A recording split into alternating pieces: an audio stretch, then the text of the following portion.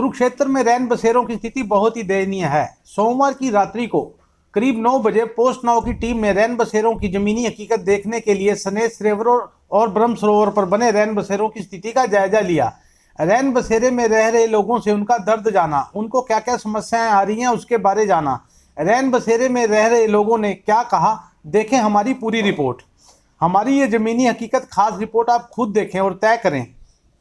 हालांकि जिला प्रशासन अपने स्तर पर रैन बसेरे में रह रहे लोगों के लिए व्यवस्था कर रहा है और खुद जाकर जायजा भी ले रहा है, लेकिन वह बहुत ही कम है। लोग अभी भी इस कंपकंपाती ठंड में खुले आसमान में सोने को मजबूर हैं। धर्मनगर की सामाजिक एवं धार्मिक संस्थाओं को आगे आकर इनके लिए काम करना चाहिए।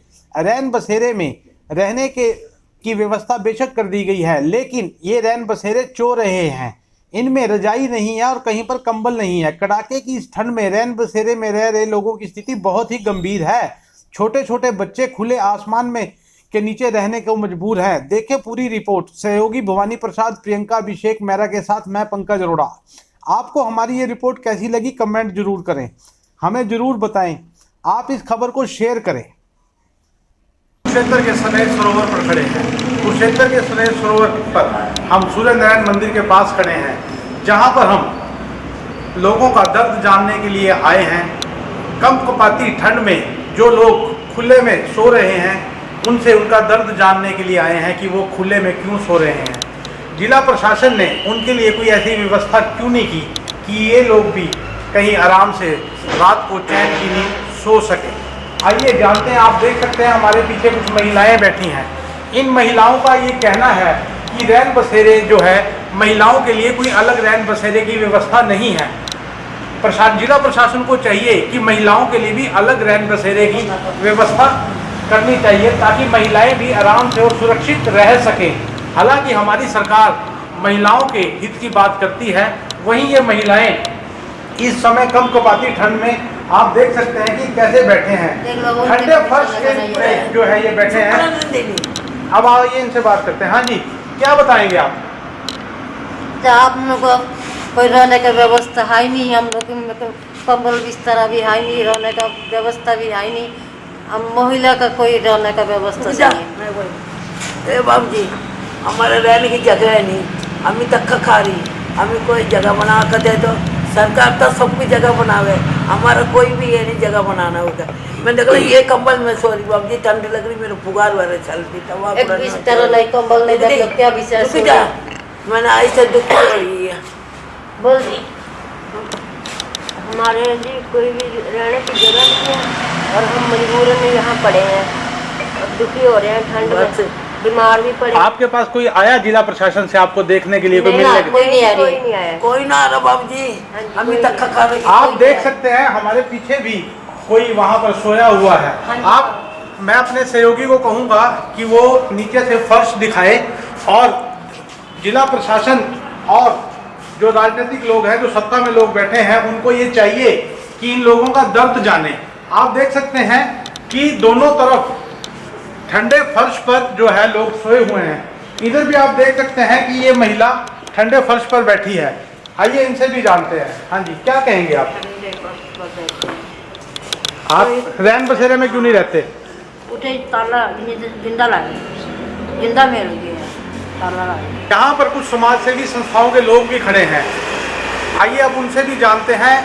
हमारे साथ जो है समाज सेवी खड़े हैं, विक्रम शर्मा, जिन्होंने अभी 1-2 दिन पहले हर रोज जो है ये रात को यहाँ पर लकड़ी की व्यवस्था करते हैं और ताकि इनको ठंड ना लगे ये इनको आके लकड़ी देकर जाते हैं। तो आइए इनसे जानते हैं। जैसे कि आप खबर कर रहे हैं, मैं भी यहाँ से गुजर रहा था, क्योंकि देखते हुए क्योंकि हम भी इंसान हैं और ये लोग भी इंसान हैं और इंसान को ही इंसान की ज़रूरत पड़ती है। और इनकी भी जैसे कि सर्दी पड़ रही है, ये तो भगवान का शुक्र है, मंदिर है कि छत है, लेकिन छत तो है, लेकिन नीचे जो फर्श है इससे कौन बचाएगा? ऊपर से तो बचा लिया गया है इनको। आप देख सकते हैं किस तरह से पल्लियाँ लेकर के नीचे से कैसे गुजारा कर रहे हैं। रात को सोना पता नहीं इनको होता है, क्योंकि जिस तन जाने वो तन बता सकता है कि क्या पीड़ा हुई है। तो विक्रम जी, आप क्या कहेंगे जिला प्रशासन को और जो राजनीतिक लोग, जो सत्ताधारी लोग हैं, उनको आप क्या कहेंगे? क्या उनको क्या करना चाहिए? इनके लिए क्या व्यवस्था करनी चाहिए? महिलाओं का ये कहना है कि महिलाओं के लिए कोई अलग से व्यवस्था नहीं है, उसके बारे में क्या कहेंगे आप? जी, आपका व्यू बहुत सही है, क्योंकि महिलाएं भी निराश्रित आप देख रहे हैं यहाँ पर किस तरह से अपना जीवन यापन कर रही है। पता नहीं कौन लोग हैं, कहाँ से आए हैं, लेकिन इंसानियत भी कोई चीज़ होती है। हमारे विधायक जी हैं, हमारे MP साहब हैं और राजनीतिक लोग हैं और जो अधिकारी हैं वो भी इंसान हैं। अगर उनको सर्दी लगती है तो इनको भी लगती है, हमको भी लगती है। हमें भी समझना चाहिए कि किस तरह से हमें सर्दी लगती है, हम बचाव करें, तो इन्हें सर्दी लगती है तो इनका भी थोड़ा देखना चाहिए। आइए, अब हमारे साथ सर्वधर्म साधु समाज के वैद्य पंडित प्रमोद कौशिक जी भी जुड़ चुके हैं, वो भी यहाँ पर आ चुके हैं। आइए उनसे भी जानते हैं और उनसे भी पूछते हैं कि उनका क्या कहना है। जी पंडित जी, क्या बताएंगे? जिला प्रशासन को इस विषय में ध्यान देना चाहिए और यहाँ के जो सत्ताधारी लोग हैं उनको जो है ना हकीकत जाननी चाहिए, अपनी गुफाओं में से बाहर निकलना चाहिए और रात को आकर के देखना चाहिए। पहले समय में जो नेता लोग थे, जो राजे महाराजे थे, वो वेश बदल करके आते थे और देखते थे कि हमारी प्रजा कितनी सुखी है और कितनी दुखी है। लेकिन ये कलयुग है और ये कलयुग के जो है ना ये सत्ताधारी जो लोग हैं ये अपनी गुफाओं में बैठ करके अपने मजे डाल रहे हैं और ये गरीब लोग जो है तड़फ रहे हैं और मरने को मजबूर हैं।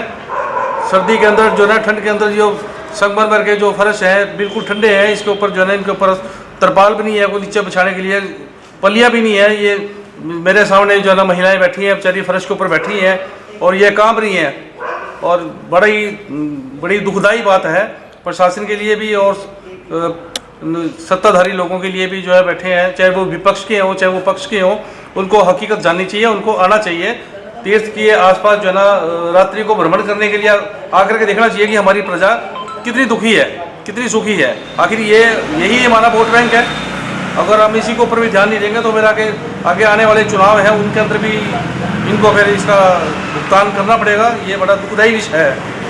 मैं अपने सहयोगी को कहूँगा, यहाँ पर 5 महिलाएं हैं, वो जरा एक बार कैमरा इनकी तरफ घुमाए और दिखाए। यहाँ पर इस समय रात के करीब 8:45 बजने को हैं और ये महिलाएं जो हैं यहाँ पर करीब 5 महिलाएं बैठी हैं। हालांकि यहाँ से कुछ दूरी पर एक रैन बसेरा बना हुआ है, नगर परिषद थानेसर द्वारा एक रैन बसेरा बनाया हुआ है, लेकिन उस रैन बसेरे में महिलाओं की अलग से कोई व्यवस्था नहीं की गई। आप देख सकते हैं कि ये महिलाएं इसीलिए यहाँ पर बैठी हैं, इनको इस बात का है कि भी इनकी सुरक्षा कैसे होगी अगर ये किसी पुरुष के साथ एक ही रैन बसेरे में रहते हैं। हालांकि उस रैन बसेरे में ज़्यादा रहने की व्यवस्था भी नहीं है। आप देख सकते हैं कि खुले में भी पेड़ के नीचे भी एक शख्स सोया हुआ है और बाबा सोए। ऐसे में अब हम आपको उस रैन बसेरे में भी लेकर चलेंगे और रैन बसेरे की भी ज़मीनी हकीकत हम आपको दिखाएंगे। हालांकि पंडित जी ने बहुत अच्छी बात की कि पहले राजे महाराजे अपनी प्रजा को देखने के लिए आते थे।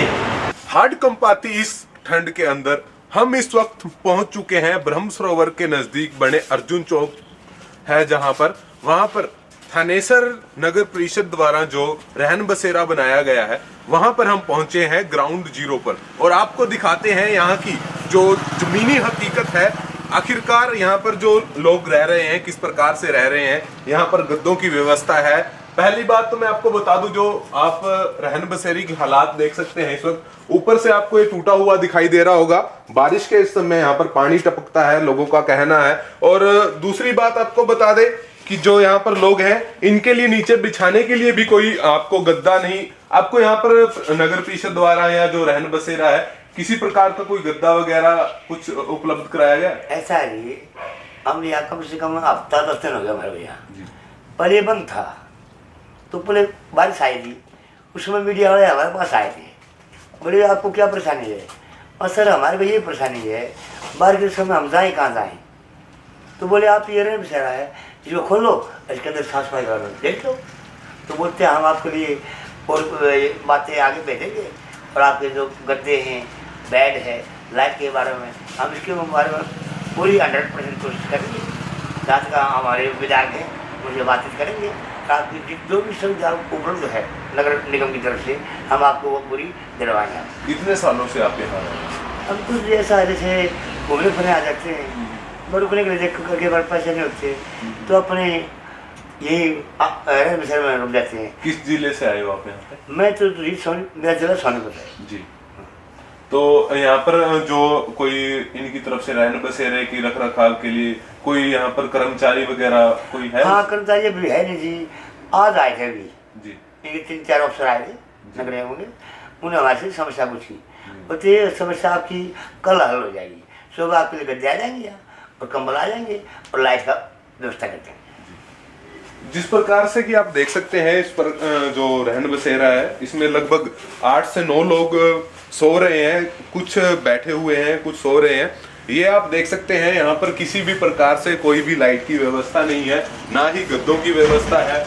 जो ऊपर लकड़ी लगी हुई है, ये आपको फत्ते हैं, जो प्लाई के जो बोर्ड लगे हुए हैं, ये भी गले हुए दिखाई दे रहे होंगे।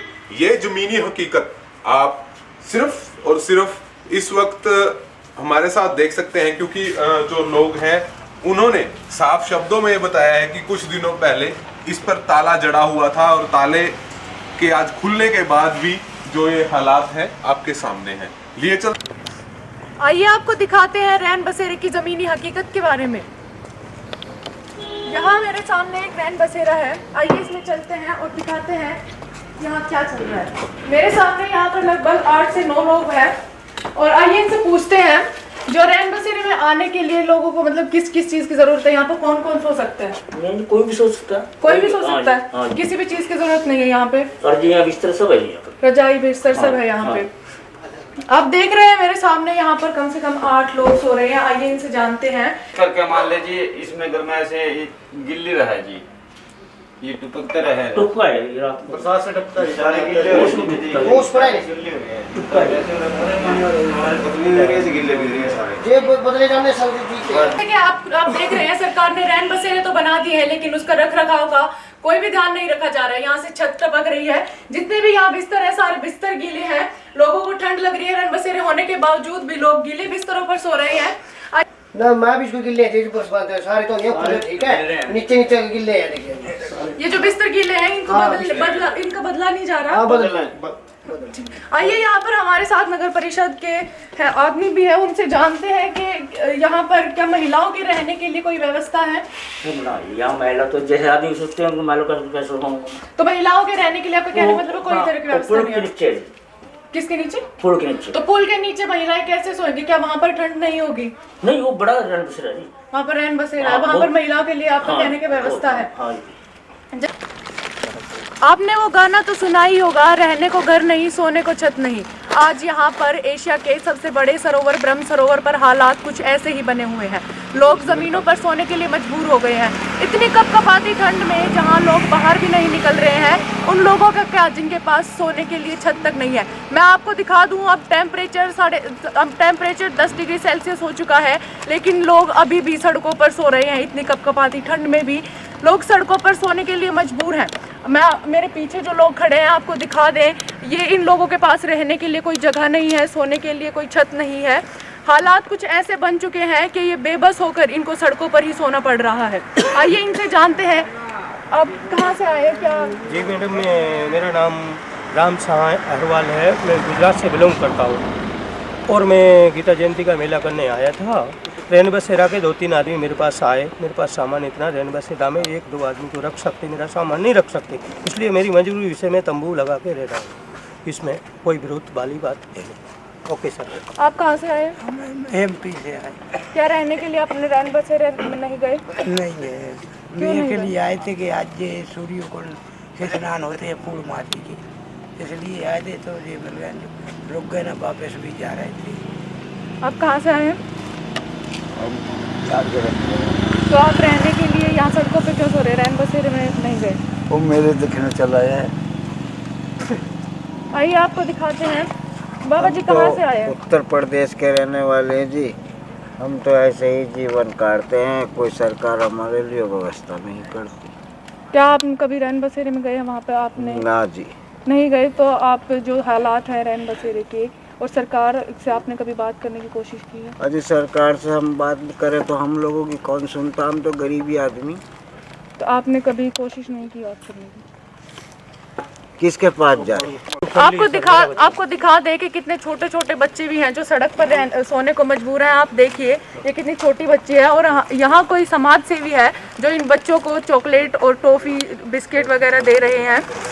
और इतने छोटे छोटे बच्चे सड़कों पर सोने को मजबूर है इतनी कड़कड़ाती ठंड में, जहाँ टेम्परेचर जो है 10 डिग्री सेल्सियस है।